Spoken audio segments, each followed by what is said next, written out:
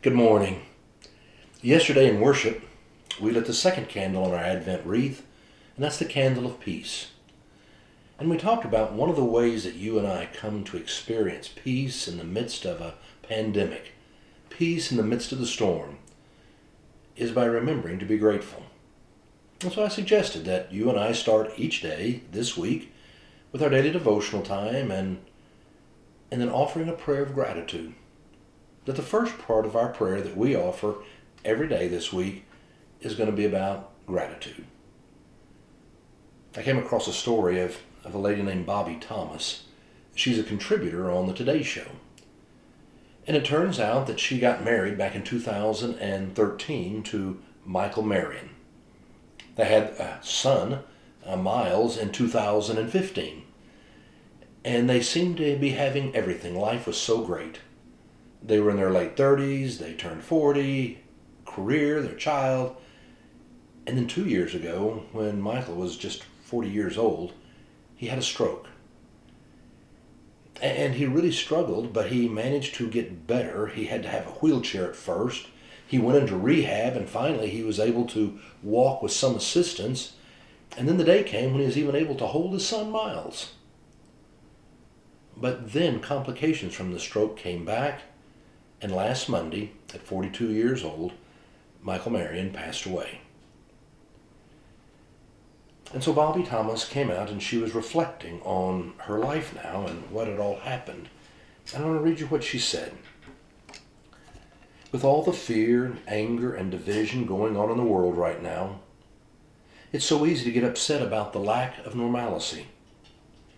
But I beg you, everyone reading this, hold on to what you do have right now instead of focusing on what you don't. One thing we all have is kindness.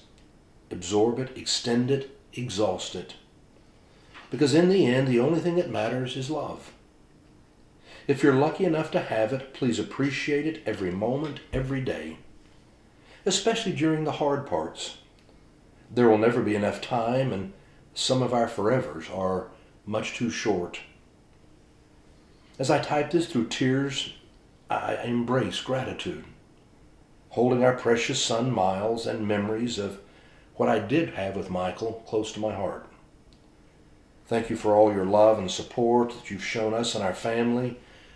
Please go hug the people that you love.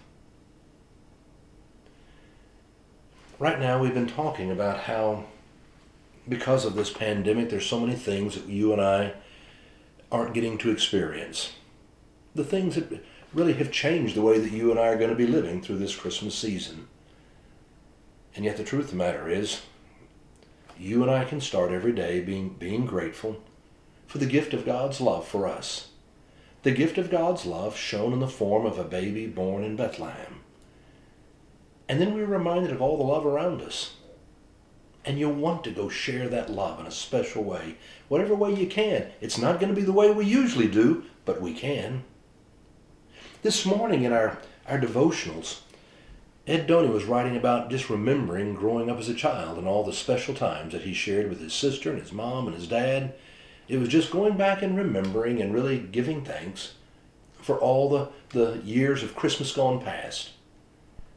And so for my time in devotional, I started thinking about my mom and dad and my brother and all the Christmases growing up and simply giving thanks for all the love that I'd shared. You and I all have memories for which we can give thankful. You and I have been blessed and continue to be blessed, and we have the opportunity to reach out and share love with family and friends today. So I encourage you. Start your day with your Advent wreath. Start your day with your devotional reading.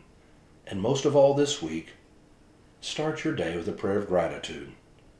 For when we center ourselves in the gift of God's love and we are grateful, we truly are going to light the candle of peace that shines in the darkness, and the darkness has not overcome it.